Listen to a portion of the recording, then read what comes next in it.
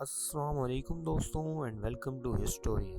ہم میں سے ہر کوئی جانتا ہے ڈولف ہٹلر ایک ظالم ڈکٹیٹر تھا اور اس نے اپنی دور حکومت میں کچھ واقعی بے رحم کام کیے، لیکن کیا اس طرح کے خوفناک کام کرنے والا صرف وہی ہے؟ نہیں، ہم ایسی مثالوں کے بارے میں بہت کم جانتے ہیں جب لوگوں نے انسانیت کی کوئی علامت نہیں دکھائی اور کچھ انتہائی غیر انسانی حرکتوں کو انجام دیا۔ پوری تاریخ کی انتہائی بے رحم کارروائیوں کے بارے میں جاننے کے لیے ویڈیو کے آخر تک بنے رہیے۔ اسپانوی ڈکٹیٹر فرانسسکو فرانکو کی قیادت میں ڈاکٹروں اور راہبروں کے نیٹ ورک نے 3 لاکھ بچوں کو ان کی ماؤں سے چرا لیا، جو یا تو غریب تھے یا فاشسٹ مخالف تھے، اور انہیں ان خاندانوں کو دے دیا جو کہ فرانکو کی حمایت۔ یہ آپریشن عمر کی موت کے بعد بھی 1980 تک جاری رہا۔ کھوئے ہوئے بچوں کو ایک واضح نام دیا گیا تھا جو ڈاکٹروں اور راہبروں کے ذریعے چرائے گئے تھے۔ بچوں کے ریپبلک والدین یا تو مارے گئے تھے یا نیشنلسٹ فوجیوں نے سلاخوں کے پیچھے ڈال دیا تھا۔ تقریباً 3 لاکھ بچوں کو ان کے والدین سے چھین لیا گیا۔ بچوں کی اسمگلنگ، غیر قانونی گود لینے اور کچھ خانہ جنگی کی وجہ سے یتیم ہو گئے۔ اغوا کیے گئے بچوں میں زیادہ تر مزدور طبقے کی محنت کش طبقے کی خواتین میں سے صرف بچوں کو منتخب کرنے کے پیچھے خیال یہ تھا کہ محنت کش طبقہ ریپبلکن انقلاب کا محور رہا ہے، اور اگر اسے نہ چھین لیا جاتا تو یہ بچے آمریت پر سوال اٹھ۔ جب سب کچھ سامنے آیا تو اس بدکاری کو انسانیت کے خلاف جرم قرار دیا گیا۔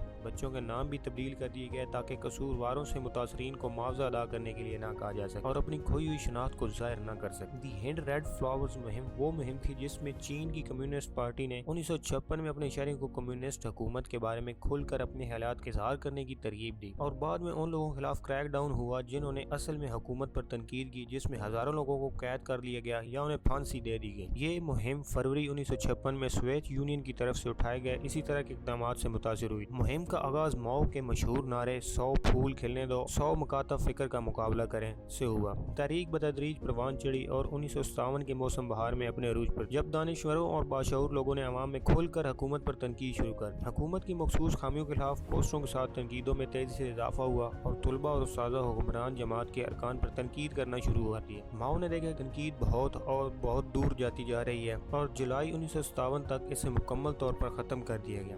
فوری طور پر شناخت کرنے والے نقاد اپنی ملازمت سے ہاتھ دھو بیٹھے، کچھ کو دستی مزدوری کرنے پر مجبور کر دیا گیا اور کچھ کو گرفتار کر لیا گیا۔ دائیں بازو کے نظریے کے خلاف بات کرنے والوں کو سزائیں دینے کے عمل کو دوبارہ تعلیم کا نام دے کر جائز قرار دیا گیا۔ ناقدین کو چننے کی یہ مہم 1959 تک جاری رہی اور اس نے عوامی اظہار ماؤسٹ آرتھوڈاکس کو دوبارہ قائم کیا۔ پول پاٹ کی قیادت میں 1975 سے 1989 تک کمبوڈیا کی کمیونسٹ حکومت کم از کم 1.4 بلین کمبوڈیوں کی موت کی ذمہ دار تھی۔ یہ اموات خوراک کی کمی، شدید مشقت، مہلک بیماریوں یا پھانسی کی وجہ سے ہوئی تھی، یہاں تک کہ پول پاٹ کے وفادار کچھ شہریوں کو اس لیے بھی مار دیا گیا کہ وہ پھانسی دینے کے لیے کافی انسداد انقلابیوں کو تلاش کرنے میں ناکام رہے۔ پول پاٹ 1976 میں شروع ہونے والے کمبوڈیا کے وزیر اعظم تھے اور انہوں نے اپنے ماتحت ایک خمیر روج حکومت قائم کی جس نے لاکھوں لوگوں کو جبری مشقت، بھوک، بیماریوں، تشدد یا براہ راست پھانسی سے ہلاک۔ تمام سابق سرکاری ملازمین، پروفیسرز، ڈاکٹر اور بنیادی طور پر تمام پیشہ ور افراد کو کھیتوں میں کام کرنے پر مجبور کیا گیا۔ حکومت نے اس عمل کو ری ایجوکیشن کا نام، جبری مشقت سے انکار یا شکایت کرنے والوں کو حراستی مراکز میں تشدد کر کے موت کے گھاٹ اتارا گیا۔ نسل کشی کے دوران پیدا ہونے والے عمل میں مرنے والے شہریوں کے کنگالوں کی اجتماعی قبریں بعد میں ملی۔ بچوں کو ان کے والدین سے چھین لیا گیا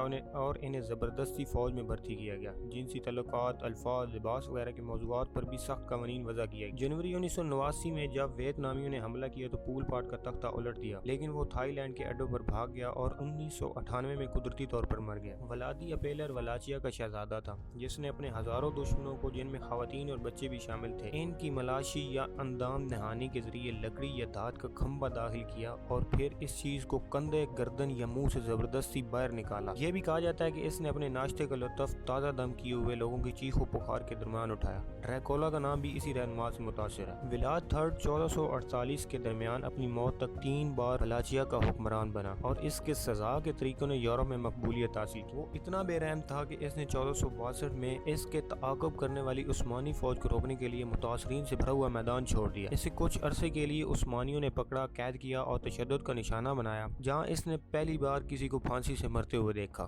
یہ عثمانیوں نے اپنے دوسرے قیدی دشمنوں کے ساتھ کیا تھا۔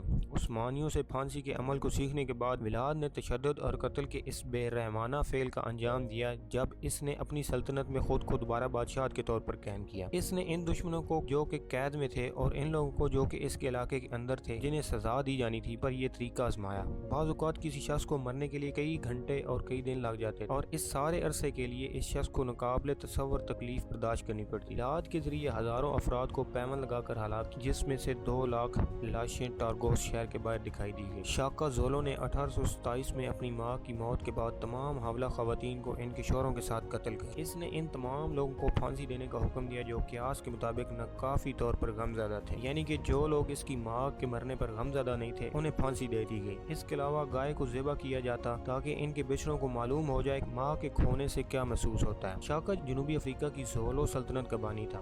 اس نے فوج میں اہم تنظیمیں نو بھی کی تاکہ اسے متعدد و وسیع اور اثر انگیز اصلاحات کے ذریعے ایک مضبوطی میں تبدیل کیا جا سکے۔ زولو قبیلہ صرف 1500 ارکان پر مشتمل تھا جب شاکا 1816 میں سربراہ بنا، لیکن چونکہ وہ ایک عظیم فوجی منتظم تھا اس لیے انہوں نے پڑوسی قبائل کو فتح کر لیا اور موجودہ نیتال پر کنٹرول حاصل کر لیا۔ تاہم شاکا شدید ذہنی طور پر بیمار ہو گیا جب اکتوبر 1827 میں پیچس کی وجہ سے اس کی والدہ کا انتقال ہو گیا۔ اس کے کھو جانے کے بعد شاکا نے حکم دیا کہ اگلے سال کوئی فصل نہ لگائی جائے اور نہ دودھ پیدا کیا جائے۔ حاملہ خواتین کو ان کے شوہروں کے ساتھ قتل کر دیا گیا اور 7000 لوگوں کو موت کے گھاٹ اتار دیا گیا، جن کے بارے میں یہ خیال کیا جاتا ہے کہ وہ اس کی ماں کے مرنے پر غمزدہ نہیں تھے۔ اس تمام افراتفری کے بعد شاکا کے سوتیلے بھائی ڈنگانے اور مالانانگا نے کامیاب ہونے سے پہلے اسے دوبارہ قتل کرنے کی کوشش کی اور ڈنگانانے زالوس کا اگلا بادشاہ بن گیا۔